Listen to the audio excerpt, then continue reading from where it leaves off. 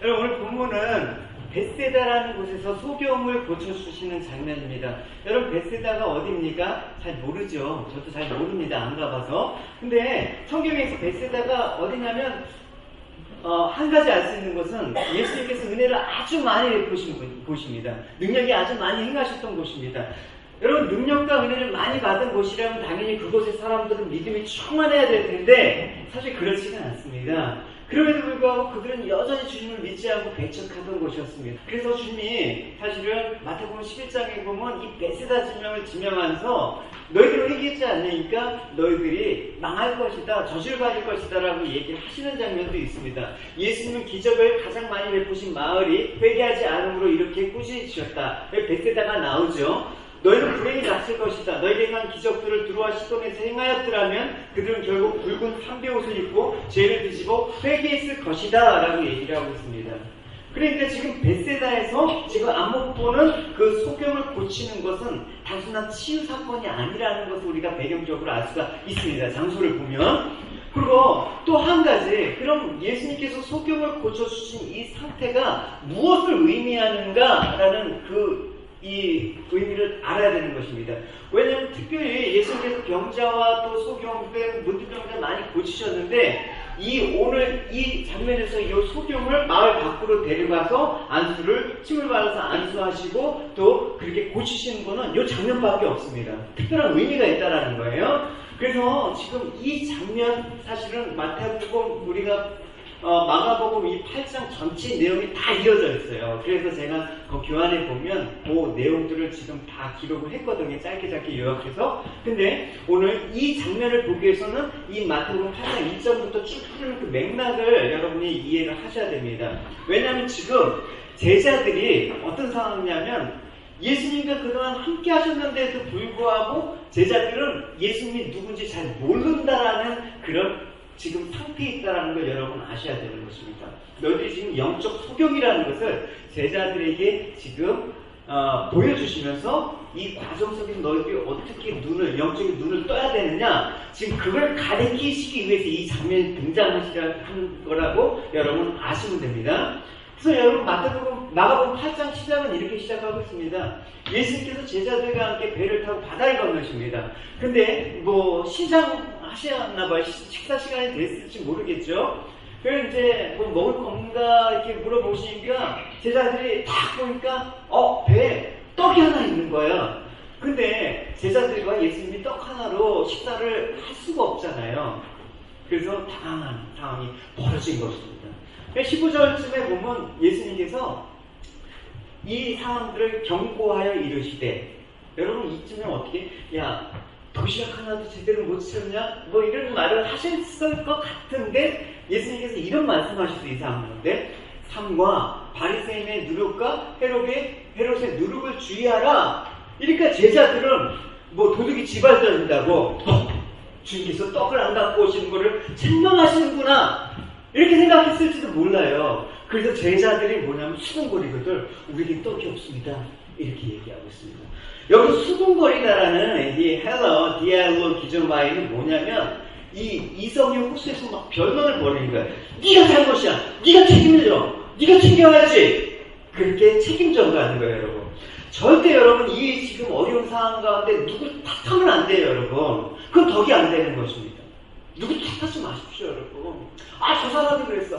쟤 때문에 그랬어. 불신만 커지는 것입니다. 지금 이 사람 가운데 수군거렸다라는 것입니다. 책임 소재를 추궁하는 것입니다. 그러니까 지금 배에 떡이 하나밖에 없는 것에 대해서 염려하는 것은 여러분 먹고 사는 세상에서는 당연하죠, 여러분. 근데 떡이 없으면 굶어야 되니까. 근데 예수님께서는 지금 제자들에게 누룩을 주의하라고 말씀하신 것은 너희들이 진심으로 염려하고 걱정해야 될 게 이게 아니라 따로 있는 거다라는 것을 알려주시기 위해서 얘기를 하신 것입니다. 여러분 앞서서 어떤 내용이 있냐면 떡 7개로 4,000명을 먹이고 7강주리가 남았습니다. 7병이어라고 얘기하죠, 우리가. 그걸 먹게 됐습니다. 그 앞에서 또 보리떡 2개와 물고기 5마리로 장정만 5,000명을 먹이는 5병이어 사건을 또 경험을 미리 또 했었습니다. 그러니까 적어도 제자들은 그걸 직접 눈으로 봤단 말이에요.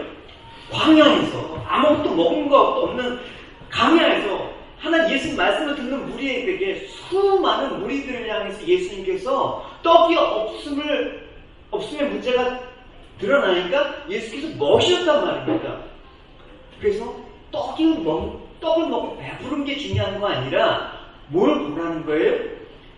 예수님을 위해서 모든 것들이 해결되는 것들을 너희들이 보았다면, 즉 예수님께서 너희 삶에 함께 하신다라는 것을 너희들이 보았다면 적어도 이런 걸로 고민할 염려는 없다라고 제자들에게 얘기해 주시는 것입니다. 예수님께서 이렇게 말씀하셨습니다. 그러므로 내가 너에게 이르노니 목숨을 위하여 무엇을 먹을까, 무엇을 마실까, 몸을 위하여 무엇을 입을까 염려하지 말라. 목숨이 음식보다 중요하지 아니하며 몸이 의복보다 중요하지 않느냐. 읽으십시오.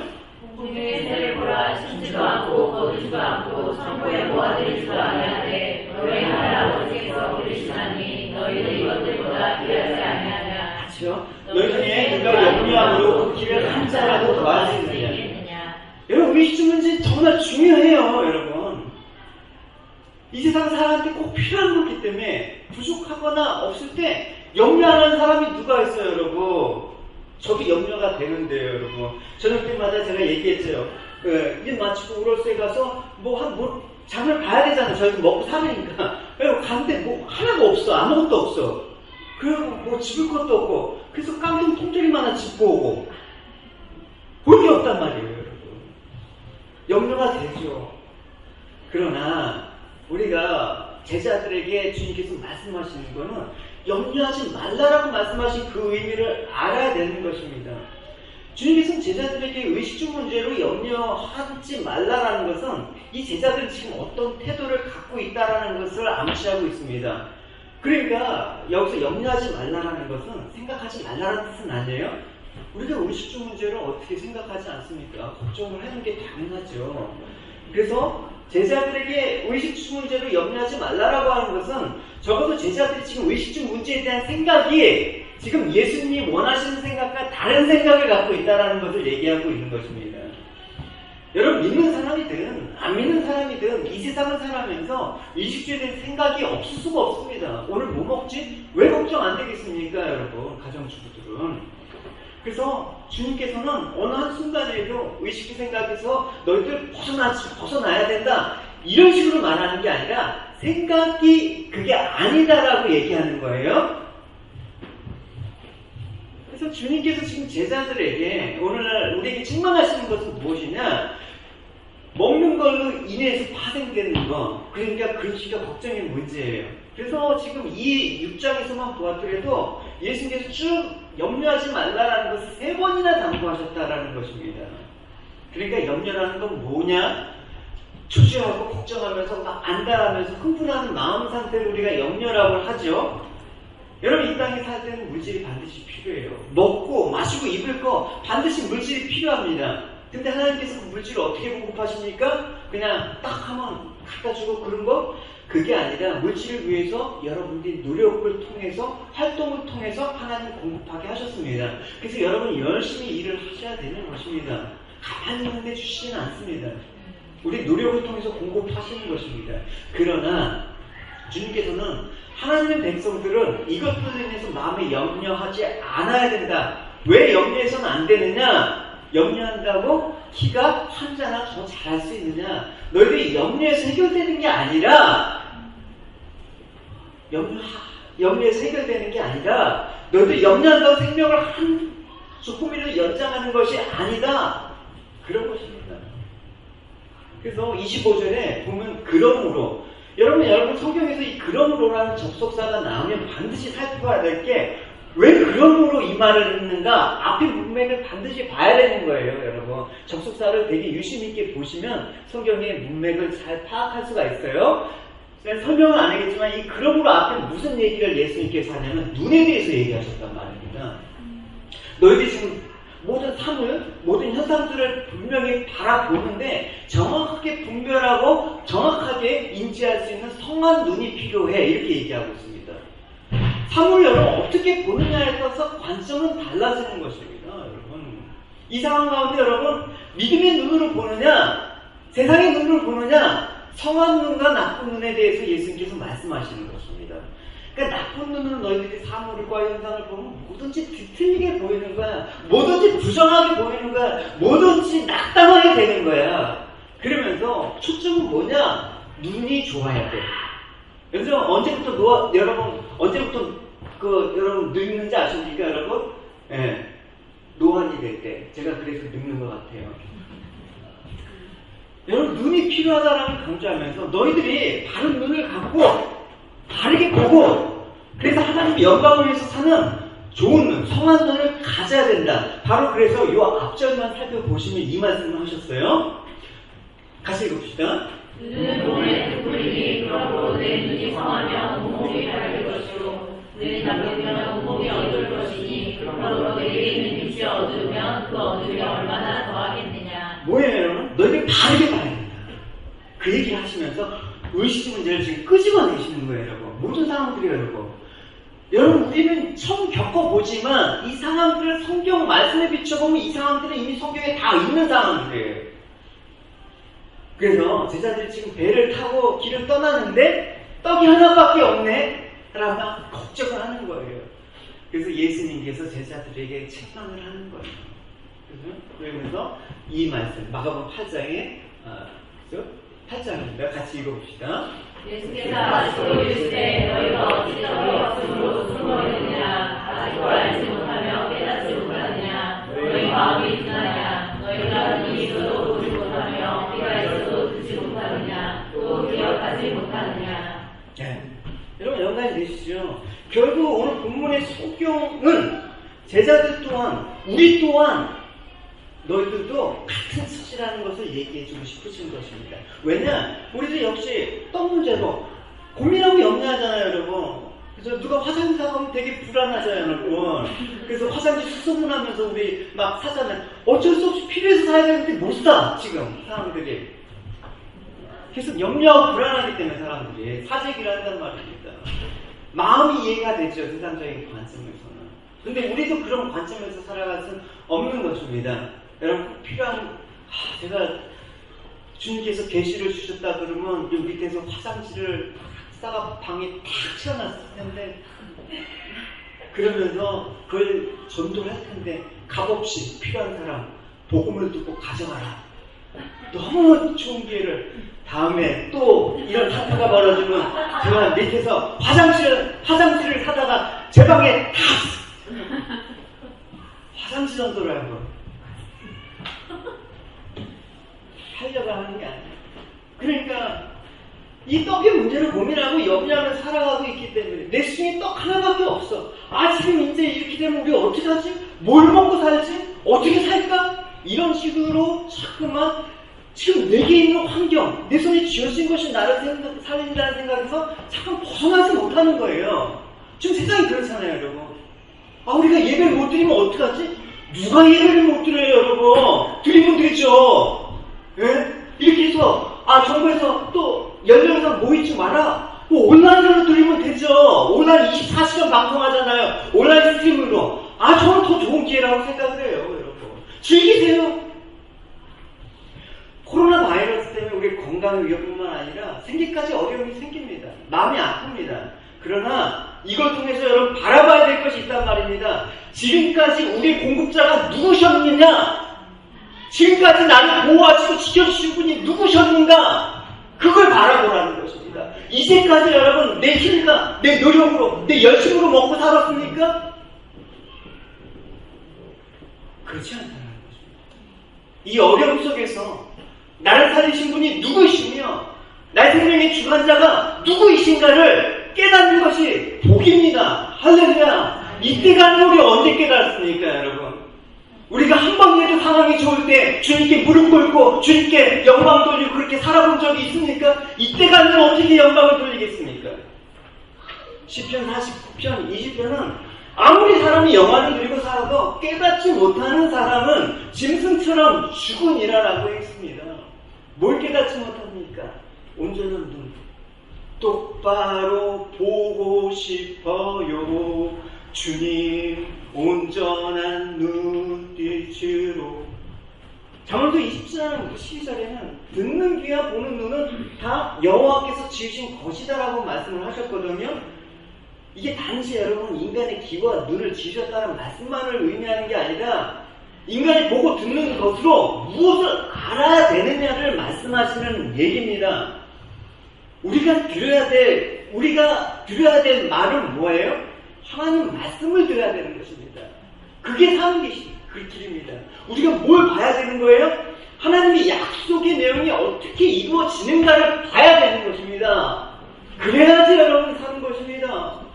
이 상황 가운데, 이 시대 가운데 하나님께서 교회를 향해서, 하나님께서 당신의 백성들을 향해서 일하실 하나님을 기대하고 나가십시오. 할렐루야. 아멘. 타락한 인생들은 듣고 보는 것, 하나님의 뜻이 아니라 자기 뜻만 주장하는 것입니다. 내 중심적으로 나만 살아야지, 나만 괜찮으면 돼. 그러니까 그 사람이 무엇을 듣고 있는지, 무엇을 바라보고 있는지 보면 그 사람을 알 수가 있어요, 여러분. 이 상황 가운데 그 사람의 믿음이 어떤 믿음을 생각하고 어떻게 교회를 다녔는지 너무나 드러나요, 여러분. 저는 믿지 않는 사람이 교회에 대해서 불평하고 교회에 대한 이런 시각을 갖는 건 그건 당연하다고 생각해요. 근데 믿었다라는 사람들이, 교회를 다녔다라는 사람들이 교회를 비방하고 교회를 마치 이상한 집단처럼 쥐들이 신앙생활했던 그 곳을 믿음이 없었다라는 것입니다. 예수님께서 그래서 바리새인들의 누룩을 주의하라고 왜 하셨습니까? 바리새인들은 겉과 속이 같지가 않습니다. 속은 온갖 더러운 것으로 가득한데 겉만 꾸미는 자, 그런 모습을 보면서 바리새인들의 모습을 주의하라 그러면서 누룩에 대해서 말씀하시는데 제자들은 떡을 생각하는 거예요. 제자들조차도 아직까지는 이 주님이 주신 떡이 생명의 떡이 아니라 생존의 떡으로 지금 바라보고 있는 것입니다. 생존을 위해서 예수 믿음을 비참해지는 거예요, 여러분. 교회가 비참해지는 거예요, 여러분. 그러한 생명 되신 주님을 위해서 믿으십시오. 할렐루야. 네. 우리가 어떤 상황 가운데 왜 예배를 못 드려요? 들을 수 있죠.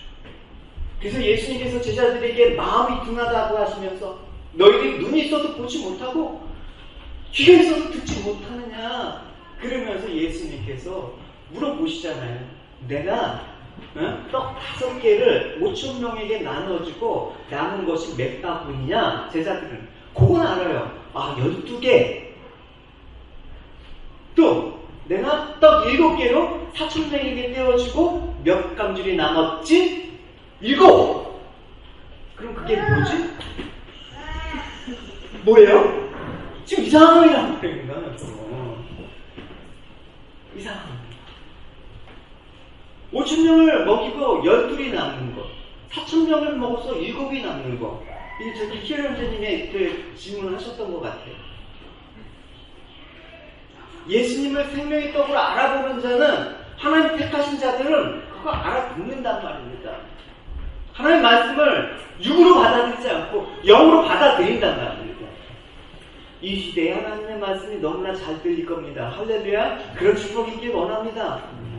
너무나 하나님, 요즘 성경 보는 게 너무나 잘 보여요. 어떻게 성경에 이런 말씀이 그대로 지금 하나님 보여주셨지? 감탄하면서 읽어요. 그러니까 예수지. 그러니까 하나님의 말씀이지. 여러분 12 남는 건 뭐예요? 택한 받은 12지파 12제자를 통해서 계시하는 거 아닙니까? 그리고 읽어보면 온전수 아닙니까? 그래서 그런 택한 자들에게 온전히 구원해신다는 말씀이 일곱 아닙니까? 그러니까 하나님의 말씀을 택한 자들을 통해서 완전한 복음으로 구원해내신다는 거 아닙니까? 근데 그걸 모르고 소경인 상태들은, 제자들은 모르는 것입니다. 그럼 어쩌라고요? 아까에도요, 어떻게 하라고요? 그러면 어떻게 합니까? 주님께서 긍휼히 여기사 너희들을 끌고 마을 밖으로 데려가시는 장면이 이제 펼쳐질 것입니다. 여러분 이제 아시겠죠? 네, 같이 이 하이라이트 부분만 읽어봅시다. 세상에 사람들이 맹인한 사람을 들고 예수께 나와 손에 주기를 구하되 예수께서 맹인의 손을 붙잡으시고 마을 밖으로 데리고 나가사. 그죠? 데리고 나가시는 거예요. 기가 막히지 않습니까? 왜 데리고 나가십니까? 무리를 따돌리기 위해서? 땀 흘린다는 무리들이 따라와요, 여러분. 오병이어 기적을 했더니 수많은 무리들이 막 예수님께서 배 타고 가시는데 쫓아와갖고 막 난리 부르스를 치는 사람들인데 무리들이 더 많이 따라오겠죠. 예수님 표적에 행하면 항상 무리들이 쫓아다닙니다. 그렇다면 이 맹인을 지금 마을 밖으로 데려나가신 뜻은 분명히 다른 뜻이 있다는 것을 우리는 추론을 할 수가 있습니다. 한번 이사야 말씀을 한번 맞춰볼게요. 이사야 말씀에 이런 말씀이 있어요. 같이 읽어봅시다. 내가 맹인들을 그들이 알지 못하는 길로 이끌고 그들이 알지 못하는 지름길로 인도하며 암흑이 이 앞에서 광명이 되게 하며 구분들을 곱게 할 것이라. 내가 이 일을 행하여 그들을 버리지 아니하리니 조각한 우상을 의지하여 구워 만든 우상을 향하여 너희는 우리의 신이라고 하는 자를 물리침을 받아 크게 수치를 당하리라. 하나님의 구원을 뭐라고 표현하고 있냐면 맹인들을 지름길로 인도하고 그 앞에서 광명이 되게 하는 것 얘기하는 것입니다. 그럼 우상을 섬긴 자는 수치를 당할 것이라고 얘기하고 있습니다. 우상을 섬기는 자들이 뭐예요? 그러면 예수가 누구신지 모르는 거예요. 교회를 가서도 예수가 누구인지도 모르고 그냥 이 입에 떡을 바라보며 사는 사람들을 우상을 섬기는 자라고 얘기를 하는 것입니다. 수치를 당할 것이라고 얘기하고 있습니다. 예수님께서 이 땅에 사신 일하심이 무언지 이 시대 가운데 이 코로나 바이러스가 창궐한 이 시대 가운데 하나님께서 어떻게 일하시는 것들을 보지 못하면 속경된 자라는 것입니다. 그 당시 유대인들이 그랬습니다. 종교적인 메시아, 정치적인 메시아를 구했습니다. 정말 우리가 기다리는 메시아가 맞다면 증거를 보여라, 표적을 보이라 끊임없이 요구를 했습니다. 예수님이 우리 함께 하신다는 걸 안다 그러면 우리에게 뭔가를 주십시오. 뭔가를 보여주십시오. 끊임없이 표적을 요구하시는 그 유대인들에게 예수님께서 탄식을 하셨습니다. 바리새인들이 나와서 예수를 신난하여 그를 시험하여 하늘로부터 오는 표적을 구하거늘 예수께서 마음속으로 깊이 탄식하며 이르시되 어찌하여 이 세대가 표적을 구하느냐. 내가 진실로 너에게 이르노니 이 세대에 표적을 주지 아니하리라. 정치하는 사람들은 예수님을 이용해서 정치적 혁명을 꿈꾸고 있습니다. 아마 가룟 유다가 그랬던 것 같아요. 종교적인 사람들은 예수님을 이용해서 이 땅에서 하나님의 영광을 가르칩니다. 사꾼들이 그런 거예요. 여러분들 예수님을 통해서 무엇을 꿈꾸고 계십니까? 예수님께서 무엇을 하려고 오셨는지 알지 못하는 건 맹인입니다. 아직 제자들도 이런 예수님을 모르는 것입니다. 그럼 어떻게 합니까? 너희들이 분하니까 그냥 지옥에 가.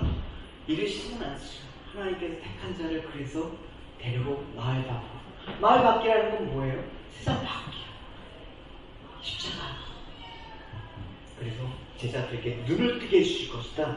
그래서 이 마가복음 뒤에 보면 베드로 고백이 나와요. 주는 그리스도시고 하나님 한단 말입니다. 그렇게 깨달은 거예요.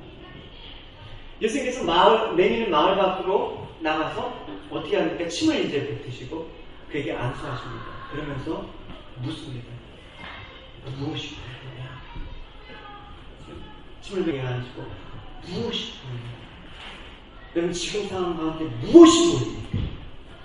예수를 주로 믿는 여러분들은 지금 상황 가운데 무엇이 보이십니까?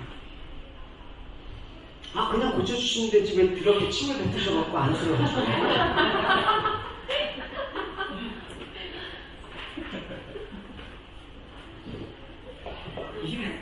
이렇게 여러분 신이라는 건 뭡니까? 입에 있는 물 말씀을 의미하는 거예요. 눈이라는 건 아까 성한 눈 나쁜 눈 제가 얘기했잖아요. 마음을 뜻하는 의미입니다. 그러니까 제자들이 잠깐 눈이 있어도 보지 못하고 귀가 있어도 듣지 못하니까 깨닫지 못한 후에 지금 책망하신 후에 연결해서 이 장면을 봐야지 이해가 가는 거예요. 노벨 문학 수상자 주제 사마리 그 사라마그라는 분이 쓴 장편 소설 눈먼 자들의 도시가 있습니다. 저는 책은 안 봤고요. 영화로 봤습니다. 추천해드릴 만한 책과 영화라고 생각을 합니다. 영화의 첫 장면이 어떻게 나왔냐면 이제 자동차 운전석에 앉아서 기다리는 한 남자가 갑자기 실명이 되는 거예요. 원인 불명의 어떤 바이러스. 그냥 전염병처럼 도시 전체가 순간적으로 퍼지게 되면서 온 도시 사람들이 다 맹인이 된 거예요. 그러니까 모든 기능이 정지되어 있어요. 처음에는 이성을 지키면서 이렇게 나름대로 그렇게 이 사태를 이렇게 해결하려고 하는데 금방 넘어가 버려요. 그때부터 이제 나만 살자라는 인간적인 본능과 생존의 욕구가 아주 극화돼서 폭력과 이기심으로 막 그냥 도시가 엉망이 되는 것입니다. 그런데 이 도시에서 눈이 멀지 않냐 한 안과 의사의 아내, 그 여자 그냥 한 명 있었어요. 그 여자가 자기만 눈을 뜨는데 그 뜬 눈으로 이 도시의 실상을 보는 거예요. 여러분 실상이 여러분 어떻습니까? 이 온통 맹인과 같은 세상에서 여러분 정말 예수님으로 있어 눈을 뜨고 바라보신다 그러면 이 실상이 여러분 분명히 보이실 것입니다. 그래서 예수님께서 소경을 지금 마을 밖으로 데려가심으로 보여준 것은 무엇입니까? 세상과 다른 시각, 세상과 구별됨이 시각, 그런 것들을 지금 말씀해 주시는 것입니다. 예수께서 침을 안수하셨습니다. 왜? 아까 말씀이라고 했죠, 여러분. 말씀이 우리를 그렇게 세상 밖으로 끌어간다는 얘기입니다. 할렐루야!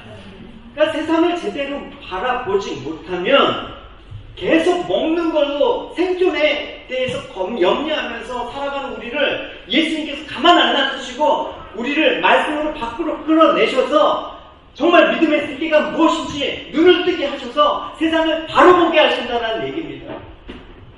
그래서 예수님께서 이사야 선지자의 그 말을 인용해서 예수님께서 그 누가복음에 이렇게 선포하지 않았습니까? 같이 읽어봅시다. 시작. 주의 성령이 내게 임하셨으니 이는 가난한 자에게 복음을 전하게 하시려고 내게 이름을 부으시고 나를 보내사 모든 자들에게 자유를 눈먼 자에게 다시 보게 함을 전파하며 울린 자를 자유롭게 하고 주의 은혜의 해를 전파하게 하시니라 하였다. 예수님께서 맹인에게 침을 뱉으시고 안수하시고 무엇이 보이느냐 하니까 소경이 어떤 대답을 합니까? 뭐가 보입니까? 나무 같은 게 보입니다. 같이 읽어봅시다. 처음에 그들의 사람들이 보이나이다. 나무 같은 것들이 걸어가는 것을 보나이다.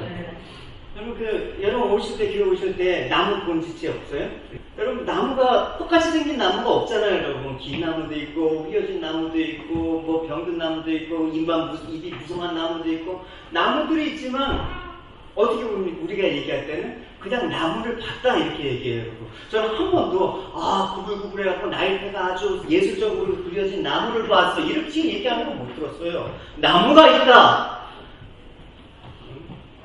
하다못해 뭐 플라타나스가 있다 뭐 이런 식으로 또 안 해요. 어쨌든 나무는 그냥 나무.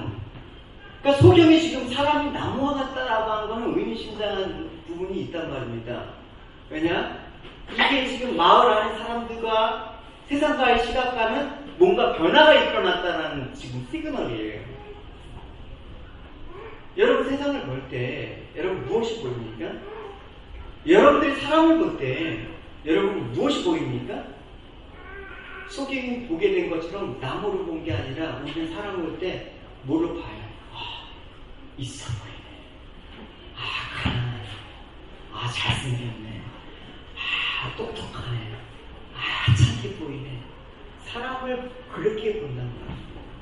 이것이 세상을 제대로 보지 못한 소경 같은 사람들. 사람들이 나무 같은 것을 걸어다니는 모습을 본다 그러면 그런 시각으로 본다 그러면 부자, 가난한 자, 잘난 자, 못난 사람 이런 식으로 사람 안 봅니다. 주님께서 여러분들에게 한 번도 여러분들의 자격을 물으신 적 있습니까? 여러분들의 행함을 갖고 여러분 평가하신 적 있습니까? 아무런 공로 없이 아무런 대가 없이 여러분에게 주시지 않았습니까? 그러면 다 나무와 같은 존재인 우리. 그럼 좋은 나무, 나쁜 나무가 있다라는 건 무슨 얘기입니까? 그래서 이 나무와 같다라는 걸 저는 이렇게 한번 연결해 봤습니다. 주님께서 나무에게 좋은 나무, 나쁜 나무가 있다라는 말씀하신 부분이 떠올랐습니다.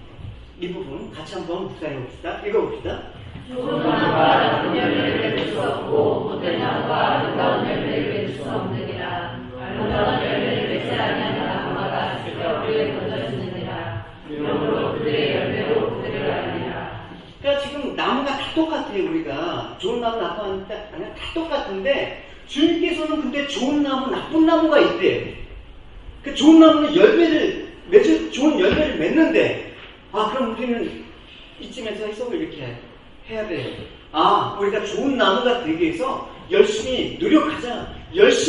내가 열심히 살아보자. 이렇게 해석하시면 안 돼요. 왜냐? 여러분 어떻게 좋은 나무가 될 수 있습니까? 질문을 해볼게요, 은지야. 너 맘대로 못 가지. 네. 너 어떻게 하면 좋은 나무가 될 수 있냐? 좋은 걸 그래서 요한복음 15장에 포도나무와 가지 비유가 그래서 나온 거예요. 같이 읽어봅시다.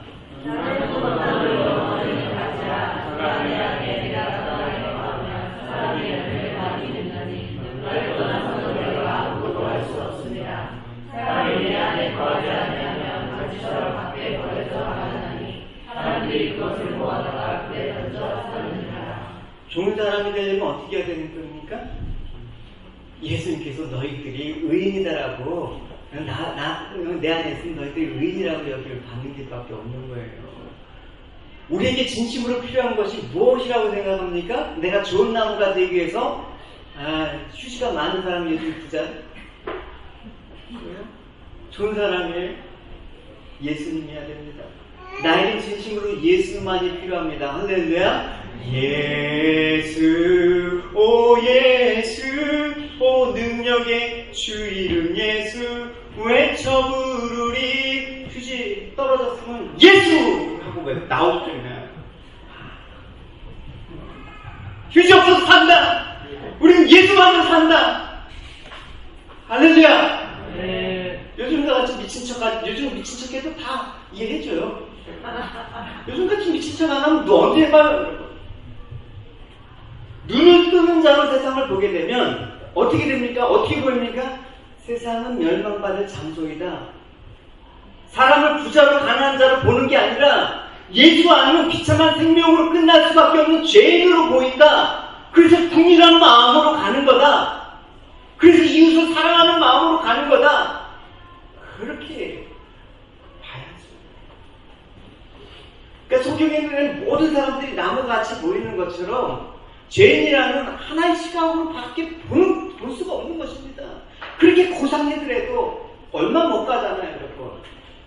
성만 다 흔들고 나만 살려고 휴자가 때문에 막 치고받고 싸우고. 하나의 시각. 우리는 그런 사람이었구나.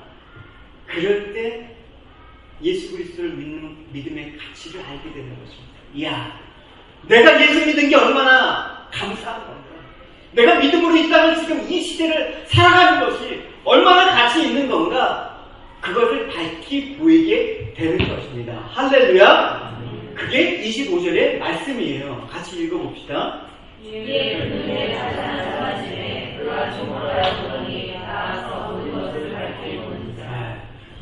우리 실체를 알았지? 다시 한번 갖고 이제 모든 것들을 밝히 보이시는 것입니다. 이 세상 같은 시각에서 예수를 보았던 제자들에게 성경을 눈에 뜨게 하신 것처럼 제자들의 눈을 이렇게 밝혀주시는 것입니다, 여러분. 눈을 뜰 때입니다. 할렐루야. 그래서 제자들에게 묻습니다. 이제 오늘 본문에서 이어지는 내러티브가 바로 그래요. 제자들에게 묻습니다. 예수님께서 일로 와봐라. 사람들이 나를 누구라고 하느냐? 제자들에게 묻습니다.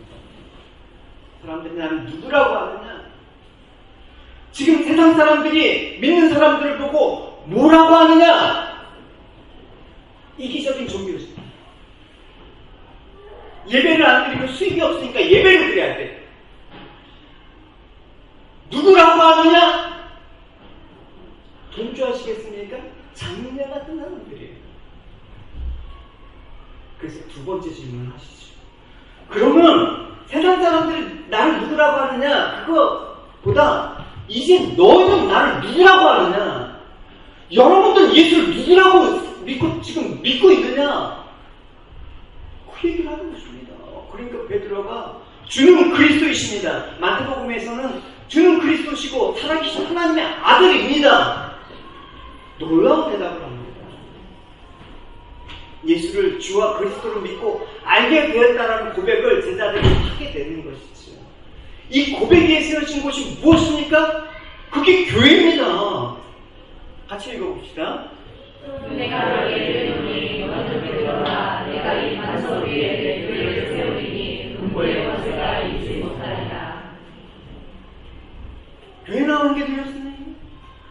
내가 믿음 생활 한다는 게 두렵습니까?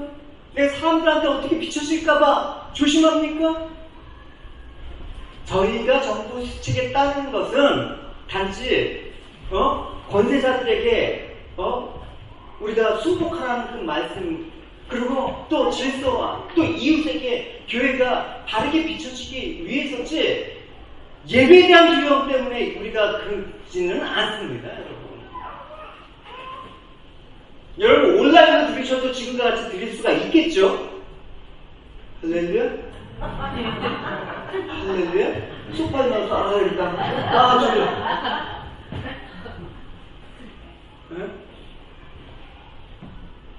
그러진 않겠죠. 여러분 믿음이 무엇인지 테스트해봐. 좋은 기회라고 생각합니다. 저는 이 사람들이 너무나 뿌듯하니까 이 사람들이 감사하게 받아요. 예수 그리스도를 믿는다는 건 뭔가? 교회는 무엇인가? 예배는 무엇인가? 이제 우리 믿음과 교회와 예배 본질을 회복해야 될 시대가 온 겁니다. 이제까지는 그냥 잘 몰랐어요. 이제까지는 소경이에요. 저는 여러분들이 지금 이 시대가 겪고 있는 이 어려움을 팬데믹이라고 얘기하지만, 우리는 이 시대야말로 교회가 교회되게 하시는, 정말 신령과 진정으로 예배를 드릴 수 있는 붕의 시대가 왔다고 선포합니다. 할렐루야! 저희들은 팬데믹이 아니라 붕의 시대라고 여러분 외치십시오. 할렐루야! 항상 기독교는 환난과 고난의 시기에 꽃을 피웠습니다. 이 시기에 다시 한번 하나님은 교회를 붙잡으시고 사랑하신다는 것입니다. 세상은 상황과 눈에 보이는 현상을 보면서 절망을 합니다. 그래서 좀 좋아지면 희망을 갖게 합니다. 세상 밖에서 세상을 바라보게 되면 뭡니까? 여러분? 예수님 마을 밖에서 소경을 놓고 소경우리를 바라보게 하시고 눈을 뜨게 하면 뭐가 보입니까? 세상의 절망은 그리스도가 없다라는 거예요. 세상의 희망은 그리스도와 함께 계시고 나를 이끈다라는 소망이 유일한 것임을 알게 되는 것입니다. 이럴 때 복음을 외치십시오. 할렐루야. 방법도 없고 길도 없는데 주님이 길이라고 외치시면 되지 않습니까? 이럴 때 믿는다고 하면 뭘 면하죠? 안 믿는 척 해야지. 누가 나를 믿는 척, 난 믿음의 사람이라고 하지 말아야지. 이럴 때 전 어디 다니면서 제가 목회자라고 얘기 안 하지만 이럴 때 섭섭하게 얘기해 버릴 거예요.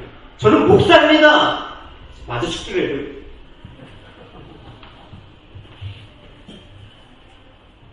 그래서 여러분, 우리가 믿음의 사람이라면 예수만 희망이 되는 삶의 길을 가야 되는 것입니다. 할렐루야. 그래서 예수님께서 소경이었던 사람에게 이런 당부를 하십니다. 이제 너희들 눈을 떠게 됐으니까 이런 당부를 하시는 거예요. 다시 읽어봅시다.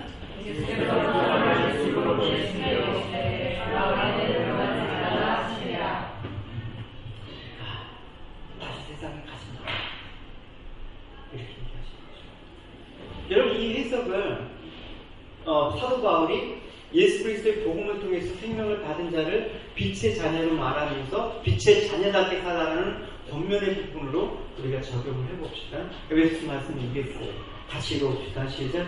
너희가 전에는 어두운데 이제는 주 안에서 빛이라. 빛의 자녀들처럼 행하라. 빛의 열매는 모든 착함과 의로움과 진실함에 있느니라. 주를 기쁘시게 할 것이 무엇인가 실험하여보라. 너희들 열매는 어둠에 의해 참여하지 말고 우리가 충만하라. 그들의 은밀히 행하는 것들을 말하기도 부끄러운 것들이라. 그러나 증거를 얻는 모든 것은 빛으로 말미암아 드러나니 드러나는 것마다 빛이니라. 그러므로 이 시기를 전전한 자여 깨어서 죽은 자들 가운데서 일어나라. 그리스도께서 너에게 빛이시라 하셨느니라. 빛의 자녀는 그 나타내는 빛에서 예수 그리스도를 증거하는 자입니다. 할렐루야. 그걸 영광이라고 얘기하죠. 근데 우리 육으로 나오는 이 악한 본성은 결코 주님께 영광 돌릴 수가 없다라는 것입니다. 소경인 상태에서는 결코 주님을 증거할 수 없다라는 것입니다. 그래서 우리 안에 계신 예수 그리스도의 그 영, 성령께서 우리에게 증거케 하시는 그 빛을 그의 자녀인 우리를 통해서 드러낼 때 세상은 예수를 알게 되는 것입니다. 할렐루야! 네. 교회는 예수를 알게 하는 데 있어서 목숨을 걸고 여러분 사명을 다해야 되는 것입니다. 할렐루야! 네. 성도는 그리스도 안에서 생명을 얻고 광명한 하나님의 세계에서 사는 사람의 모습을 어떤가 실체로 나타내야 됩니다. 그냥 막연히 믿지 마십시오. 실체로 나타내는 그런 삶. 그래서 에베소서 말씀을 이어서 이렇게 얘기하고 있습니다. 같이 읽어봅시다. 시작.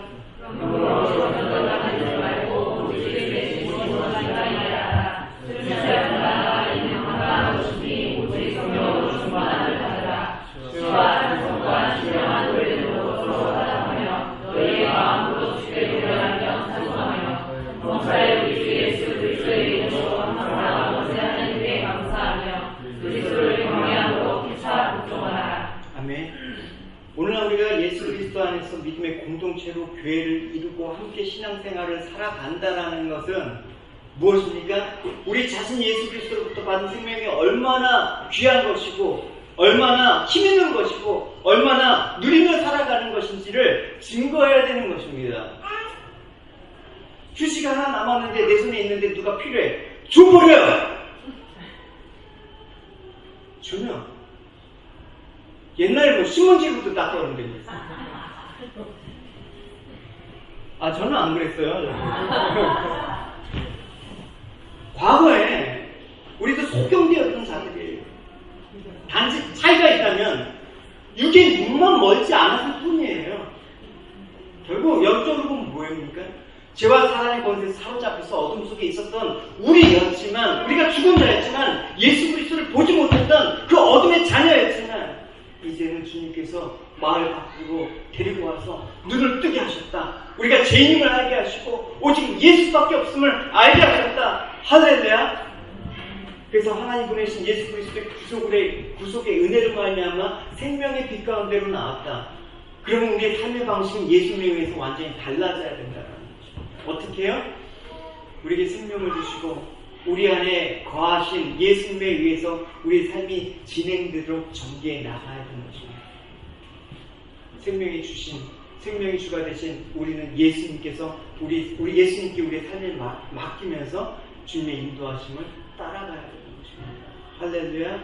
주의 인도하심 따라 주의 인도하심 따라 어디든지 주를 따라 주와 같이